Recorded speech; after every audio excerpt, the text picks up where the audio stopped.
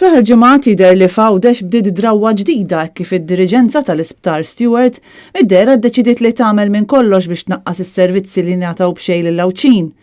Dan hekk kif fost l-oħrajn, pazjenti li jbatu b'kundizzjonijiet tal-qalb u li kienu jirrikorru l-isptar regolarment għal check-ups tas-saħħa qed jiġu discharge mill-kardjoloġija u maqtuwajn mill-lista darba l dejjem.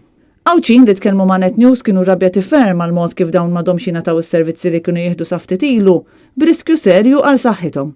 Il-mod kif Stewart qed jixxaħħu ma' Lawċin fl-isptar tagħhom jidher evidenti fil-mod kif anke pazjenti li jkunu rikoverati qed ikunu rilaxxati qabel il-waqt, bil-konsegwenza li saħansitra l-ġimgħa li għaddiet pazjent xkejken ġie rilaxxat kmieni u kellu jerġa' jiddaħħal l-isptar ftit tassijat wara. Il-Gvern ta' Muscat daħaq b'Lawċin meta kien tal-isptar tagħhom lil Vitals ta' Ramtu Muluri li ftit xhur wara li ħaf idejh l-isptar parpar minn pajjiżna b'50 miljun euro tal-poplu Malti biex imbagħad l-isptar ingħata f'idejn Stewart li Chris Fearn kien iddeskrivihom bħala real deal. Iżda jekk din hija real deal għal Fearn, il-prospetti fil-qasam tas-saħħa ma tantx jippromettu tajjeb għal Lawċin. Il-kap tal-Partit Nazzjonalista Adrian Delija mal-ewwel kien ħass li din it-tema għandha tingħata importanza massima tant illi fetaħ kawża l-qorti sabiex it-tliet sptarijiet jingħataw lura lin-nies.